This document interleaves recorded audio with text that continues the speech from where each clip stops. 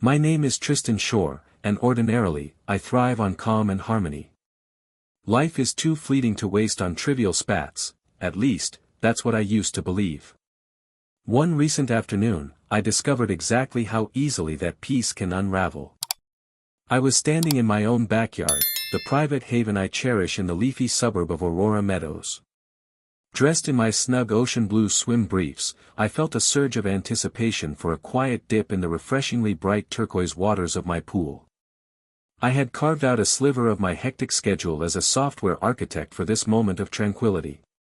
The sun's rays glinted off the water, promising a brief escape from lines of code and never-ending Zoom calls. But just as I steeled myself to descend the steps into the shimmering oasis, I encountered a barrier I never expected, a woman, perched resolutely on an inflatable lounger in my pool, refusing to move.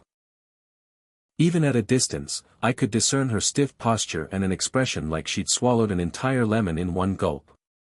Nothing about her was remotely friendly. At first, I thought I must be dreaming.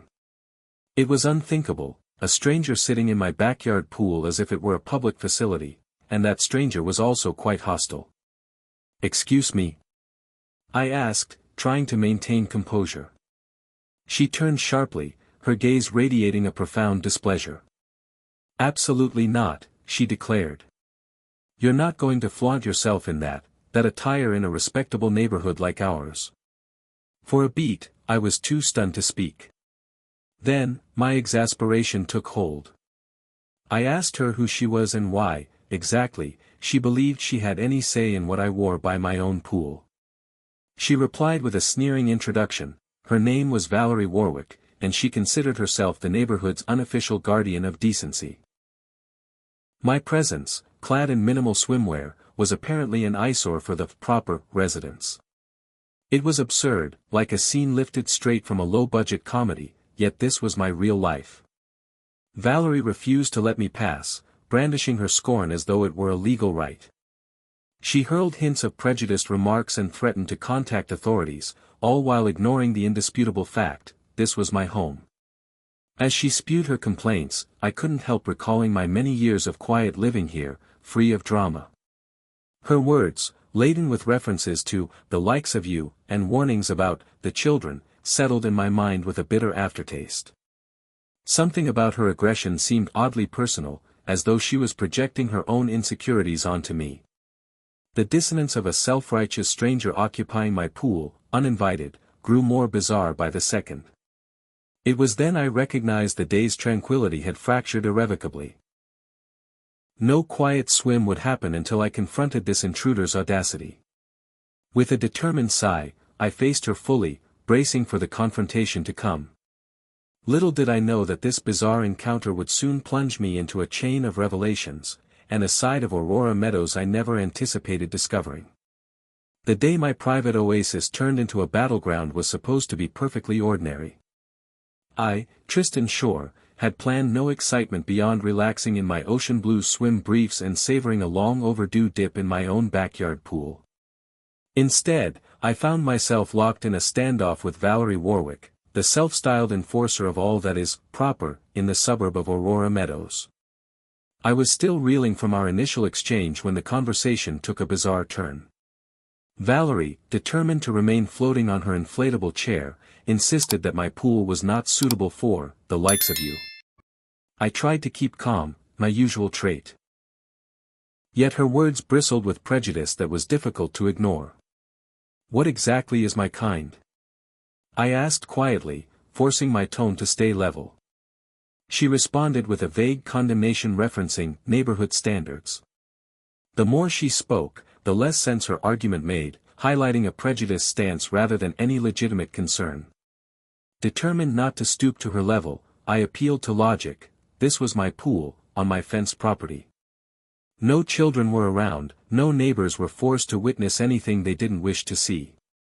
Still, Valerie railed about moral decency and how my minimal swimwear could ruin the respectable nature of Aurora Meadows.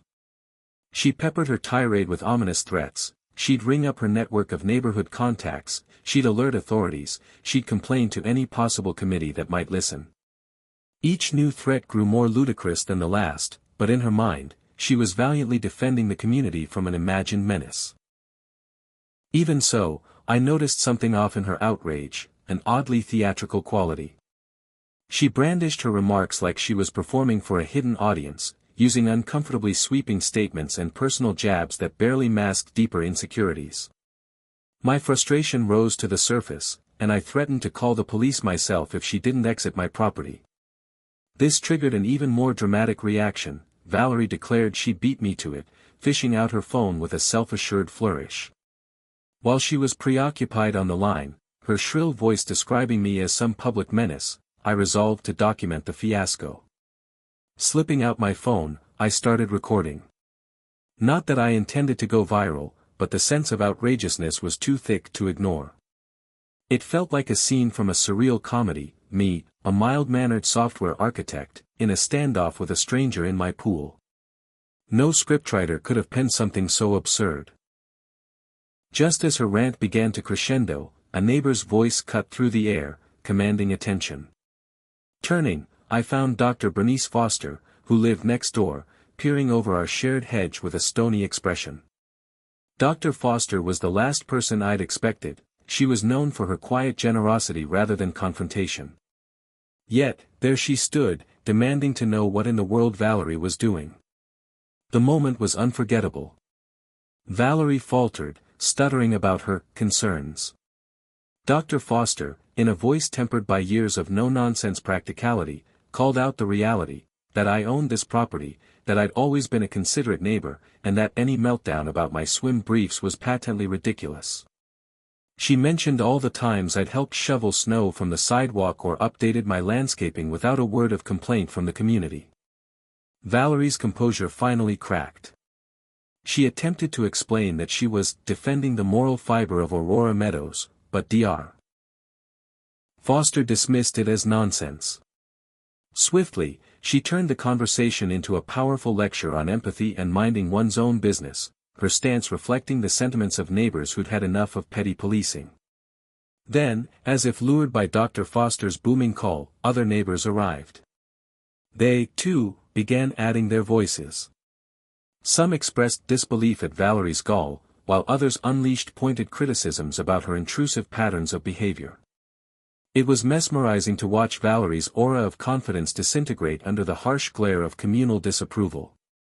Her face flushed beet red, and her words faltered to strangled half-sentences. At that moment, I stood quietly, phone in hand, the camera still rolling. The simmering tension had exploded, uniting neighbors who ordinarily kept to their own concerns. All that was left was to see how Valerie would respond. Little did I know the day wouldn't end with this confrontation, but would unravel deeper truths about prejudices and secrets, a chain of events that would alter my perception of Aurora Meadows entirely. It didn't take long for word of the backyard debacle to spread through Aurora Meadows. Within the hour, a small crowd had gathered by the hedge that separated my property from the sidewalks. Where Dr. Bernice Foster had first appeared as my unexpected ally, now several more neighbors emerged, drawn by the muffled shouting and the aura of tension hanging in the air. Valerie Warwick, still perched defiantly on her inflatable lounger in my pool, tried to maintain her air of authority. But every shout and every insult sounded increasingly hollow. Observing her theatrics, I noticed a flicker of uncertainty in her eyes. Where she'd been confident in her moral high ground just moments before, she now seemed acutely aware that the majority of the community disapproved of her actions. Among the newly arrived onlookers was Manuel Rodriguez, a retired botanist known for his meticulous front yard garden. He typically avoided conflict, focusing his energies on coaxing exotic blooms from Aurora Meadows' clay soils. Yet here he was, stepping past our property line to voice his confusion and frustration at the spectacle. He demanded an explanation in a calm but firm tone, pointing out that never once had he heard a single legitimate complaint about my attire or my yard. To him, Valerie's indignation was a clear sign of something deeper, a personal vendetta disguised as concern for decency. As more voices chimed in, some whispering condolences for my ruined afternoon, others openly chastising Valerie, the temperature of the confrontation rose. Valerie, cornered by a throng of skeptical eyes, clutched her phone in one hand and angrily scrolled for a contact, presumably to reinforce her claims. She insisted she was calling the authorities, though it wasn't obvious who she believed would back her up in this tangled scenario. It occurred to me that this was exactly what I'd begun recording for, an indisputable record of her bizarre attempt to claim moral high ground by invading my pool. It was then that a gravelly, time-worn voice emerged from the back of the gathering. Ebenezer Carmichael, the elder statesman of our street, shuffled forward on his cane. Known for rarely speaking unless truly provoked, his disapproval carried weight within Aurora Meadows. "Valerie, you've gone too far," he said simply. "We don't need this kind of disruption here." The crowd parted to let him through, and Dr. Foster stood aside respectfully, acknowledging his seniority. With Ebenezer's calm reprimand added to the neighbors' rebukes, Valerie found herself with fewer and fewer allies, real or imagined. She glowered, lips trembling with words that refused to form. This was the tipping point. The moment she realized that no matter how loudly she ranted about my inappropriate presence, she was hopelessly outmatched by the communal sense of fairness. In that fraught silence, I made a final attempt at reason. Turning off my phone's recorder, I waded into the shallow end of the pool to retrieve my pool net, my subtle hint that it was time for her to leave. "Valerie," I said softly, "I don't want any trouble. If you have concerns, let's discuss them civilly. But you can't remain on private property and threaten me. This is my home. I have rights here, too." My gentle approach momentarily held her gaze. Then, with an angry toss of her head, she turned toward the congregation of neighbors. "You're all in cahoots," she snapped, her voice quivering on the edge of hysteria. "Protecting him, while ignoring the decline in property values, how is that fair to decent families around here?" It was an outburst as flimsy as the inflatable lounger that supported her, and her words earned her only stunned silence. In that hush, Ebony Brown, a newcomer to our block, emerged from the edge of the cluster. She calmly recounted how I'd assisted her the week prior with a minor electrical issue, praising my generosity and neighborly spirit. "This is the man you're accusing of wrongdoing?" she asked incredulously. "He's the very essence of a good neighbor." Valerie's composure eroded further, her fingers gripping the lounger in a last, desperate attempt at remaining relevant. A final wave of hush fell over the scene, marked by a few hushed whispers and the faint hum of the midday breeze. The tension had peaked, and everyone waited to see whether Valerie would attempt another volley of insults or slip away in humiliation. What I couldn't have guessed at that moment was that this meltdown would unravel far more than just a petty neighborhood conflict. It would also open the door to revelations about hidden connections in Aurora Meadows that neither I, nor the incensed woman in my pool, could have foreseen. The tense standoff by my pool had reached a crescendo. An uneasy silence seeped into the air, the group of neighbors poised in anticipation of Valerie Warwick's next move. After repeated demands that she step off my private property, she remained perched on her bright inflatable lounger like a monarch refusing to relinquish her throne. Her eyes darted from me to the crowd, searching for any sign of support. But the hush from my fellow residents told her everything. She stood utterly alone in her convictions. In that pregnant silence, Valerie's tough exterior began to crack. A subtle tremor shook her posture, her once arrogant sneer melted into something closer to desperation. Sensing her dwindling control, she called out in a brittle tone, "You may have these sheep fooled, but not me. I know there's more going on here than your so-called privacy." Her words elicited a wave of murmurs, a few hushed gasps. Sensing an escalation, Ebony Brown stepped forward. Her gaze flicked from me to Valerie. Ebony was known for her calm demeanor and measured approach to conflict. Gently, she said, "Valerie, please. You're causing a scene in front of the entire neighborhood. This isn't going to help whatever concerns you have." Valerie seemed on the brink of another outburst when Dr. Bernice Foster calmly cleared her throat. The hush that fell then was absolute. Dr. Foster had a unique gravitas in Aurora Meadows. When she spoke, people listened. "What exactly do you believe Tristan has done wrong?" she asked Valerie with quiet intensity. "We're all hearing plenty of accusations, but no facts." Valerie's lips parted, but no sound came. Instead, she gripped her phone so hard her knuckles turned white. Suddenly, as though the last thread of her composure snapped, Valerie erupted into tears. They were alarmingly raw and loud, shaking her entire frame as she sobbed. The crowd seemed shocked, many stepping back instinctively. The moment contrasted so sharply with the woman's earlier bravado, leaving us grappling with both pity and confusion. "I didn't want it to be like this," she choked out, tears coursing down her cheeks. "I just wanted to keep everything perfect, this perfect community." Then, her words tumbled out in a frantic confession, her domestic troubles, her fear of losing respect, a sense of not belonging in a changing world. She'd pinned her identity on being the neighborhood watchdog, so she seized on perceived threats like me and my bold swimwear as scapegoats for her deeper pains. Dr. Foster and Ebony exchanged a glance, a silent conversation playing out in their eyes. Many neighbors, who moments ago were fuming, found themselves uncomfortable at the raw distress on display. Valerie's meltdown spotlighted the complexity of human fragility behind her earlier outbursts. For a tense moment, I wondered if we were witnessing a personal breakdown rather than an act of contrition.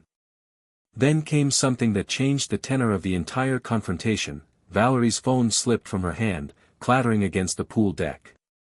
Exposed by her sobbing, the corner of a prescription bottle protruded from her oversized tote bag. At first, only Dr. Foster noticed. Her expression registered immediate concern. "Valerie," she said gently, "are you mixing medication and alcohol? That's dangerous, especially in this heat." A flurry of panicked blinks followed, and Valerie's sobs intensified. Realizing we were all now staring at the evidence of something more serious than a petty pool war, Ebony quickly stooped to pick up the phone. Her eyes flicked to the label visible on the top of the bottle. She didn't read it aloud, but the troubled look on her face spoke volumes. The meltdown we'd chalked up to prejudice had layers, a forced persona, a precarious mental state, and perhaps a spiral of self-medicating. Neighbors who had been ready to see Valerie forcibly removed now exchanged uneasy glances. The conversation shifted from condemnation to concern. I, however, still fumed from her vile remarks and reckless accusations. Yet I felt a tug of empathy seeing her crumble. Anger and compassion wrestled within me, unsure which sentiment would prevail. Moments later, a neighbor discreetly placed a call for medical assistance. Valerie, now shivering with sobs, slowly deflated the last of her fight. As the paramedics arrived, I stepped aside, letting them do their job. I couldn't help thinking about how quickly a facade can collapse, revealing vulnerabilities no one suspected. This unexpected path was forging an odd sort of empathy for a woman who, just minutes earlier, had tried to ban me from my own pool. Little did I suspect that the secrets unspooling in this meltdown would soon expand well beyond our immediate conflict, leading us down a path of revelations about hidden family connections and illusions long maintained in Aurora Meadows. But for now, the drama ended in a swirl of tears, paramedic checkups, and stunned neighbors left grappling with the humbling truth. Under a polished facade, Valerie's meltdown told a more complicated story than any of us imagined. The commotion by my backyard pool ended in an unlikely hush. Flashing red and blue lights from an ambulance illuminated the otherwise serene street of Aurora Meadows. One moment, the area bustled with voices raised in fury or condemnation, the next, a subdued stillness reigned as Valerie Warwick was carefully escorted onto a stretcher, tears still streaming down her blotchy face. The paramedics confirmed she was mixing anti-anxiety medication with alcohol, leading to a mental breakdown that manifested as anger, paranoia, and bigotry. It was a surreal sight. This woman, who minutes earlier roared about me degrading the neighborhood, now sobbed incoherently into the medical staff's arms. While I was still upset, I couldn't deny the pang of pity at witnessing her undone state. Because as self-destructive as her meltdown was, it also hinted at a deeper reservoir of pain.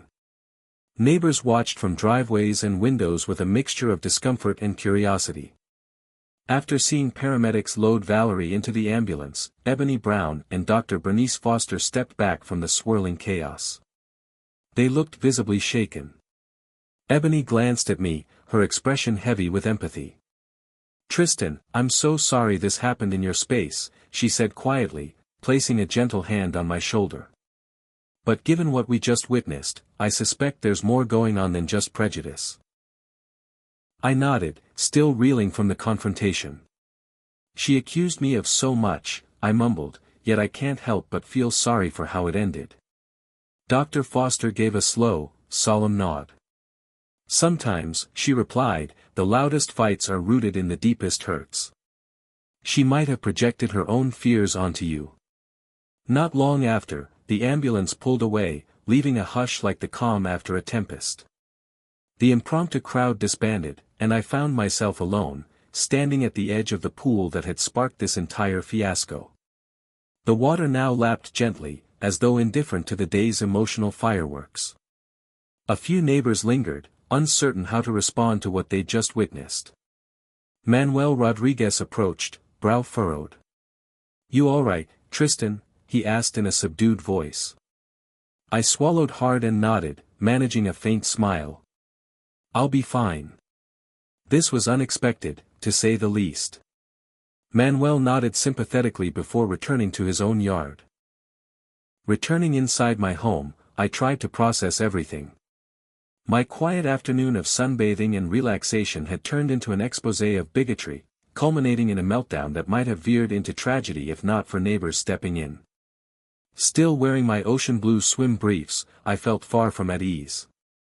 The house, typically my sanctuary, felt too quiet now. Hours later, as the daylight waned, I found myself browsing social media and local news sites out of habit. To my relief, no immediate mention of the fiasco had surfaced online. Yet, part of me dreaded that some curious bystander might have recorded the meltdown and posted it for the world to gawk at. Meanwhile, the phone I'd used to record partial footage of the incident weighed heavily in my pocket. Should I keep the video for personal documentation, or was it an unnecessary intrusion into someone's vulnerable moment? Sleep proved elusive that night. My dreams played out jumbled scenes. Valerie's accusations, the flash of ambulance lights, Ebony's reassuring presence, and the pool's waters shimmering with confrontation. I jolted awake at 2 a.m., the memory fresh, a swirl of emotions nearly as strong as in real life. Replaying her words, her spurious claims, her hateful remarks, and the heartbreak in her tears, brought me no clarity. In the hush of early morning, I resolved to see this matter through, not out of vengeance, but a desire for truth. Something about Valerie's meltdown hinted at deeper issues, her delusions of moral guardianship, her frantic desire to control how the neighborhood perceived her. The meltdown itself felt like a symptom of a bigger story, hidden behind the polite facades of Aurora Meadows. I resolved that, if given a chance, I'd approach the situation with an open mind, even if her bigotry stung. By the time dawn arrived, coloring the sky with pastel hues, a new day greeted me with the promise of routine tasks and obligations. Still, in the silence of my kitchen, sipping a coffee that tasted more bitter than usual, I knew life in Aurora Meadows would never quite be the same. Valerie's meltdown had pulled back the curtain, exposing vulnerabilities and prejudices that would demand confronting, whether we were ready or not. The day after Valerie Warwick's dramatic breakdown felt oddly muted. The hush that blanketed Aurora Meadows was charged with curiosity and speculation. Although most neighbors kept to their routines, walking dogs, mowing lawns, and exchanging small talk, there was a subtle shift in the air. The meltdown by my pool had struck a collective nerve, prompting countless hushed conversations behind closed doors or discreetly in the local cafe. It wasn't long before I learned that Dr. Bernice Foster had taken a proactive approach, quietly inviting a handful of concerned residents to her spacious living room for a candid discussion. Word reached me through Ebony Brown, who explained that people want answers, and Dr. Foster hoped a small gathering might provide a chance to unpack the tension. Curiosity and a lingering sense of responsibility led me to accept. That evening, I arrived at Dr. Foster's home to find 7 neighbors already assembled, including Ebony, Manuel Rodriguez, and a few others who had witnessed the meltdown. They sat in a casual circle of mismatched chairs, the atmosphere a blend of apprehension and cautious determination. Absent were any official HOA representatives, which everyone seemed to prefer. This gathering was strictly neighborly, a chance to unravel truths free from official oversight. Dr. Foster welcomed me with a simple nod, gesturing for me to take the remaining seat. She began gently, "We all saw how quickly our tranquil neighborhood can erupt into chaos.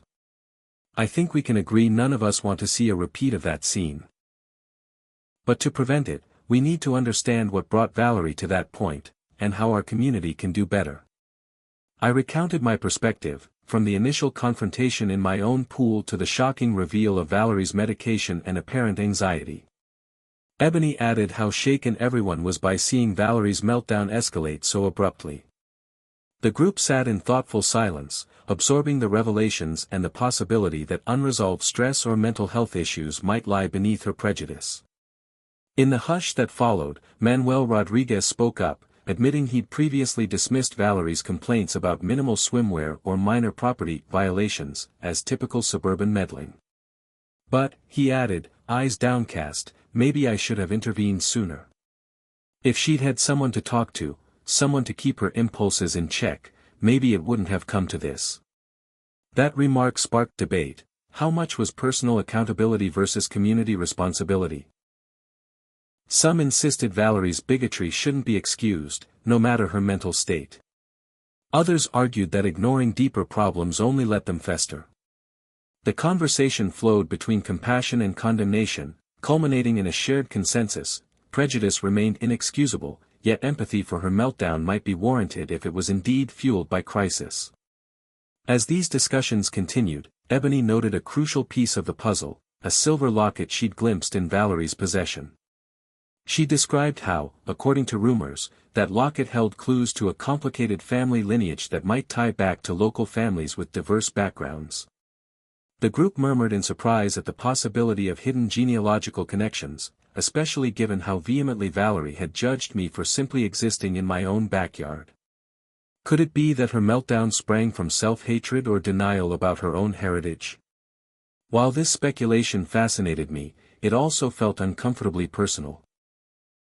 Like rummaging through someone's emotional baggage without invitation. Yet the meltdown had become a communal event, forging the question, what if the root of this conflict dated back decades, tracing bloodlines across Aurora Meadows in ways no one suspected?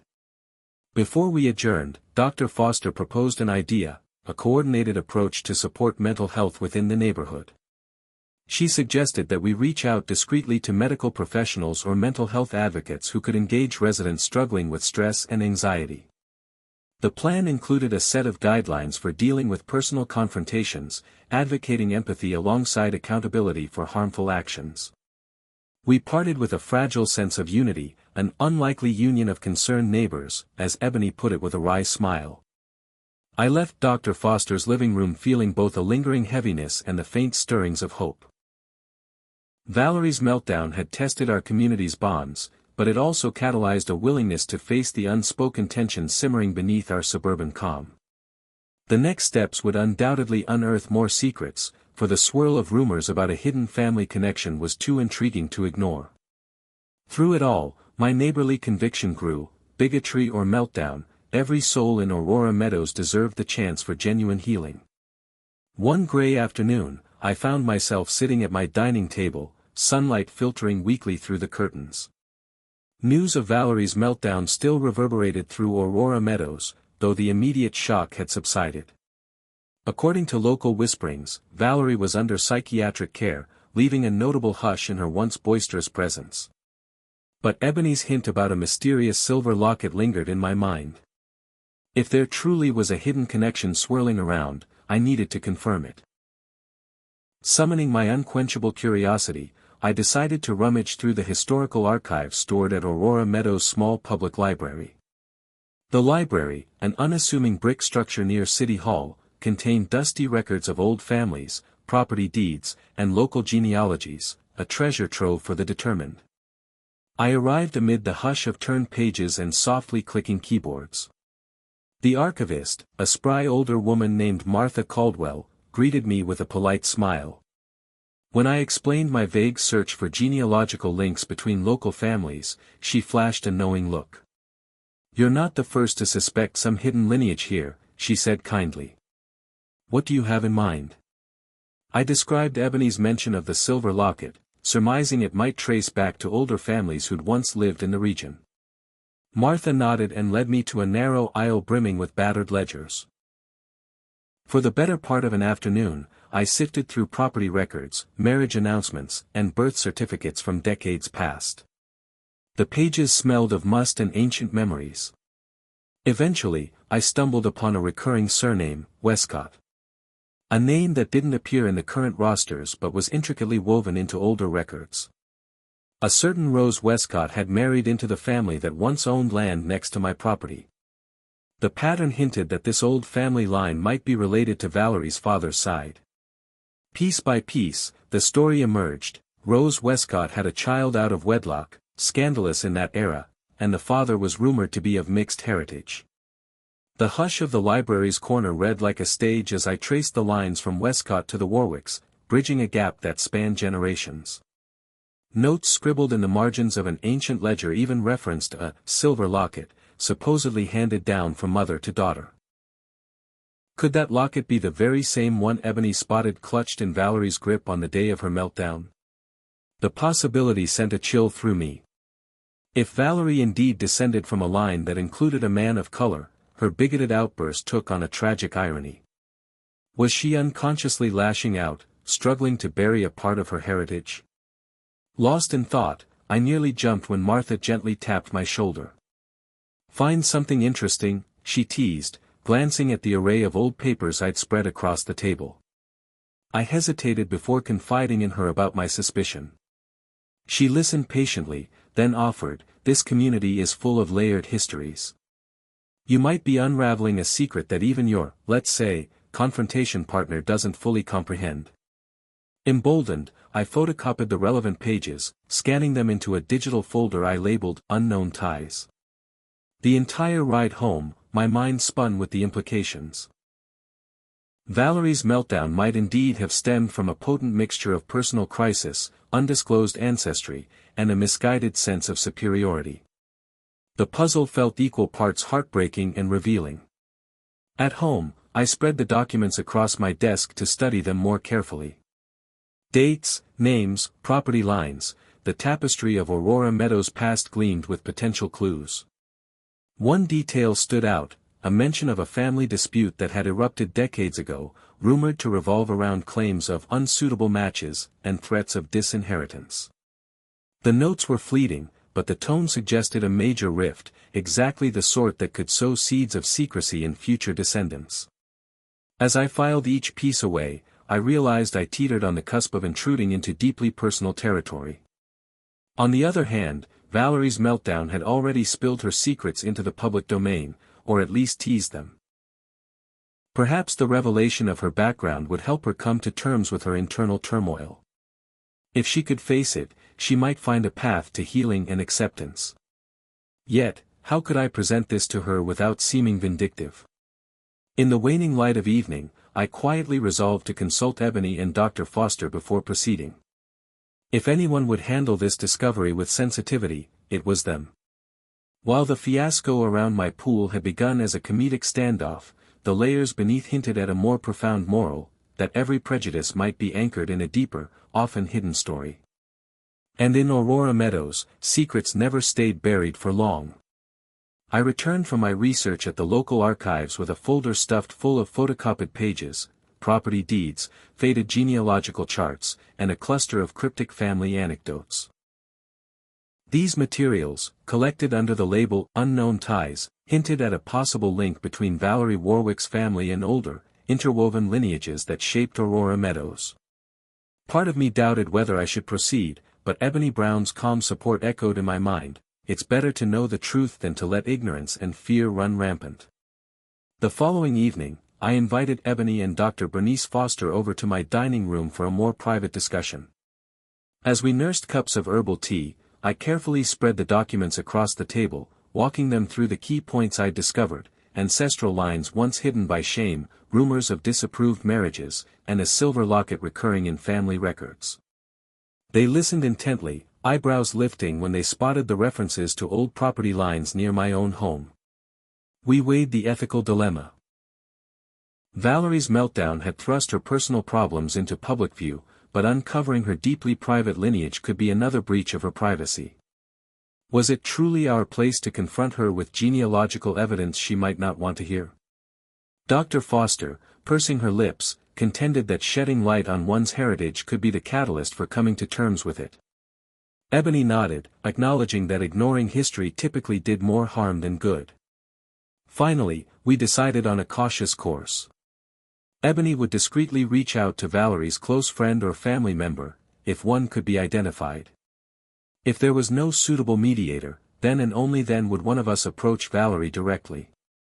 We agreed that I, as the man she'd publicly clashed with, might not be the best first contact. Dr. Foster offered to assume that role, given her credibility in Aurora Meadows and professional training in empathy. As the conversation wound down, we recognized that no matter how we broached the topic, repercussions were likely. Valerie was in a fragile place, recovering from a meltdown fueled by personal demons and likely ongoing therapy. Adding revelations of concealed family ties could either prompt a redemptive journey or push her deeper into denial.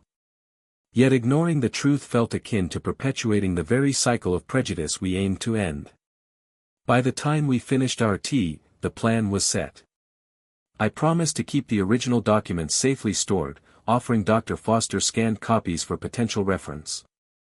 As they left, Ebony gave my shoulder a reassuring squeeze. "Thank you for being open and kind, Tristan," she said softly. I simply nodded, uncertain whether I'd just set a compassionate path or lit the fuse to another community conflagration. In the days that followed our resolution to address Valerie's hidden lineage, a new tension permeated Aurora Meadows.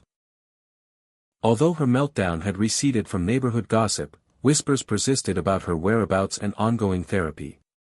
Meanwhile, Dr. Bernice Foster made discreet inquiries, hoping to find anyone in Valerie's circle who might ease the impact of these revelations.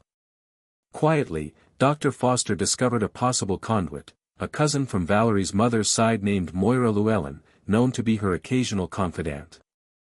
Moira apparently visited Aurora Meadows sporadically, though no one had seen her since the meltdown. Dr. Foster arranged a subtle meeting at the local cafe, inviting Moira under the guise of wanting to check on Valerie's condition. Ebony Brown and I stayed out of sight, uncertain if our presence might cause Moira to balk. Returning from the cafe, Dr. Foster reported that while Moira had little to offer on Valerie's meltdown, she acknowledged that the family line carried unspoken complexities. Without revealing too much detail, Dr. Foster carefully broached the possibility that Valerie was, unwittingly, connected to a heritage she refused to accept. According to Moira, the silver locket had been an heirloom whose significance was never fully explained to Valerie, only that it was not meant for prying eyes. Encouraged by this reaction, Dr. Foster and Moira decided to attempt a more direct approach with Valerie at a careful time, likely after her mental health had stabilized. We recognized that such a conversation would require a blend of delicacy and firmness, ensuring Valerie's meltdown was taken seriously, yet not weaponizing her vulnerabilities. The last thing any of us wanted was to sabotage her fragile recovery. In a private chat, Ebony, Dr. Foster, and I deliberated how best to present the genealogical evidence we'd amassed. Ebony suggested leading with empathy, acknowledging that the meltdown signaled deeper pain, possibly linked to unresolved family tensions. Dr. Foster agreed, proposing that Moira might hold the keys to bridging that emotional distance and offering context that Valerie might trust. I couldn't help but worry about the potential fallout. Valerie's meltdown already left her reputation in tatters, exposing a family secret on top of that could drive her further into isolation or denial. Yet we saw no benefit in letting old feuds and hidden identities fester. Truth, as messy as it could be, still offered the best chance for closure and growth. Though none of us knew precisely how Valerie would react, we felt a cautious optimism. The meltdown had shown her that her approach to life, hostile, controlling, and tinged with bigotry, couldn't be sustained. Perhaps confronting her heritage might lead to a moment of reflection. Perhaps it would turn her vitriol into acceptance or, at minimum, prompt her to seek deeper therapy. In the hush that settled after our final chat, I realized this entire saga was bigger than a single meltdown or a random backyard confrontation. Beneath the rigid veneer of suburban life in Aurora Meadows lay complicated histories, old secrets, and personal crises that shaped who we were. Stepping out into my yard, I gazed at my pool, the site of that pivotal clash, reflecting on how swiftly illusions can fall away, revealing the fractures we all carry within. Weeks passed in a cautious hush. During this interval, Aurora Meadows evolved in subtle ways, its gossip machines momentarily tranquil. Neighbors no longer shared wide-eyed accounts of Valerie's meltdown at my pool. Instead, they whispered about the new therapy program she was reportedly undergoing. Traces of negativity receded, replaced by a collective desire to see her come to terms with herself, whatever that might entail. Behind the scenes, Dr. Bernice Foster and Moira Llewellyn orchestrated a gentle intervention. Once Valerie stabilized enough to hold a calm conversation, they arranged a meeting at Dr. Foster's home, an environment of trust, far from the public glare. I received word of this plan but chose not to attend, convinced that my presence might reignite negative memories. Instead, Ebony Brown offered her role as moral support, should the conversation veer too close to meltdown territory again. Details of that session trickled out slowly. Moira reportedly presented a small family album, containing clippings and photos that predated Valerie by generations. Among them, undeniably, was a snapshot of a silver locket identical to the one Valerie occasionally wore. She stiffened at the sight, defensive at first, until Moira gently explained its lineage, a side of the family once shunned for crossing social and racial lines. Valerie listened, pale and tight-lipped, but never erupted in denial. Then, Dr. Foster softly introduced bits from the genealogical research I'd uncovered, though she carefully omitted how I had played a leading role. The conversation teetered on a precipice between tension and revelation. Ultimately, Valerie exhaled a tremulous sigh, tears glistening in her eyes. For a moment, she admitted she felt ashamed, shamed by her meltdown, by her prejudices, and by the possibility that she was disowning an ancestral part of herself. Ebony described the scene as hushed and fragile, laced with the sense that if one word was ill-chosen, it might all unravel. Yet it did not unravel. Slowly, gently, Valerie accepted the possibility that her meltdown was a manifestation of deeper anxieties, that her condemnation of my presence in a swim brief was never about morality, but her own hidden turmoil. The session lasted well into the evening, culminating in a reluctant but genuine vow from Valerie to work through her personal shadows. The next morning, Ebony informed me that while nothing magical had transpired, there was at least a newfound clarity. Valerie agreed to reconsider her stance, to see that the meltdown was not an isolated meltdown but a symptom of a bigger issue. She didn't promise immediate reparation, but accepted Dr. Foster's invitation to continue therapy. Maybe a bridge was forming, albeit shakily, where only hostility had existed. As I strolled through my backyard in a new, more cheerful swim outfit, I felt cautious optimism. Perhaps this was the dawn of something resembling understanding in Aurora Meadows. While I doubted Valerie and I would become friends, the confrontation had forced us all to recognize the complexities behind suburban masks. And in that recognition, we found the seeds of empathy, the impetus to question inherited biases, and the resolve to shape Aurora Meadows into a community that fosters genuine acceptance. In the end, my pool shimmered under the morning sun. A quiet testament to how the simplest places can become battlegrounds of identity and growth. Though it had been the stage for a meltdown, it was now also the site of transformation, both for me and for a neighbor who discovered much more about herself than she ever intended.